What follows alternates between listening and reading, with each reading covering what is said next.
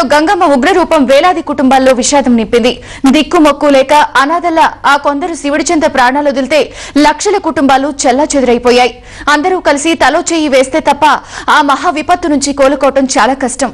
జల ప్రళయాన్ని ఎదిరించలేక తల్లడిల్లిన మనవారిని ఆదుకునేందుకు అందరూ తమ వంతు ప్రయత్నం చేస్తున్నారు. ఈ హిమాలయ విలయ ప్రముఖ గాయకుడు వందేమాతరం శ్రీనివాస్ స్వయంగా రాసి పాడిన పాట ఏబిఎన్ ప్రత్యేకం.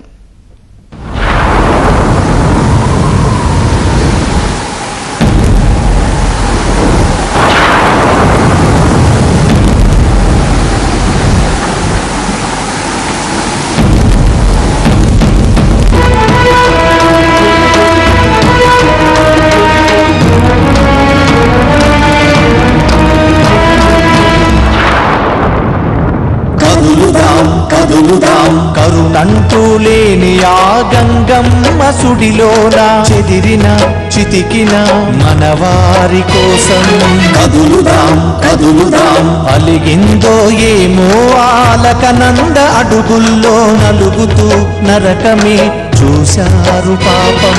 కాలానికి తలదించి ప్రాణాలను పణమిచ్చి దైవానికి బలి అయినది జనసంద్రం. కన్నీళ్లను దిగమింగి కష్టానికి ఎదురీది తమ వారిని కోల్పోయిన పెను శోకం. వారికి మన వారికి ధైర్యమై స్థైర్యమై కదులుదా.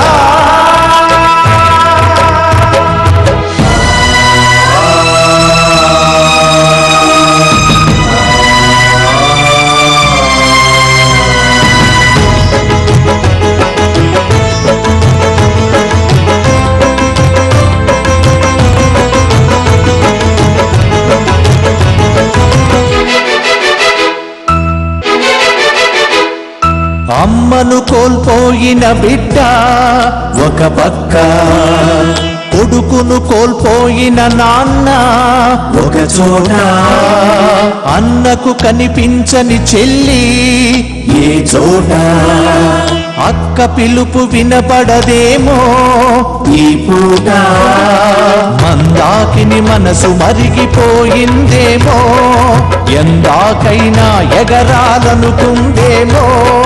ఎగిసి పడుతూ ఎదురు పడిన జనుల బ్రతుకు మింగేస్తూ ముందుకు సాగిన జల ప్రళయాన్ని ఎదిరించలేని మన వారి కోసం కదులుదా.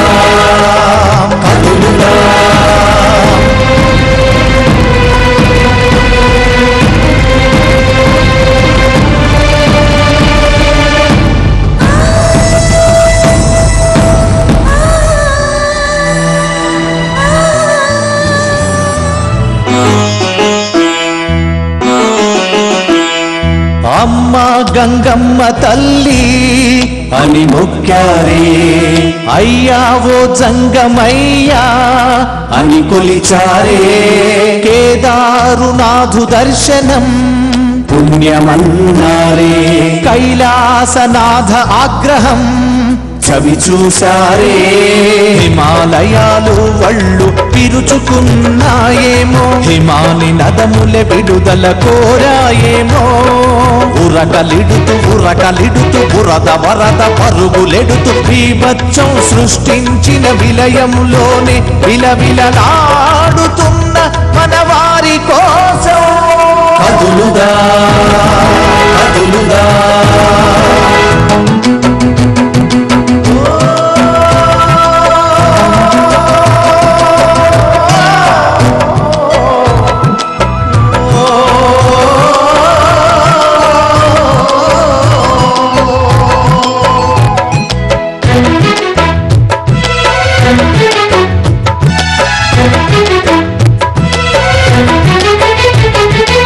ఆకలితో అలమటించి అరిచారే, దాహానికి తోసిలి పట్టి అడిగారే. శవాలనే దాటుకుంటూ నడిచారే, అడవులలోనే అనాథలై రోధించారే. నదుల ఎదలలోన మృత్యు తాండవమేమో, ఇరుల జడలు విదిలించిన విలయము ఏమో. అడుగు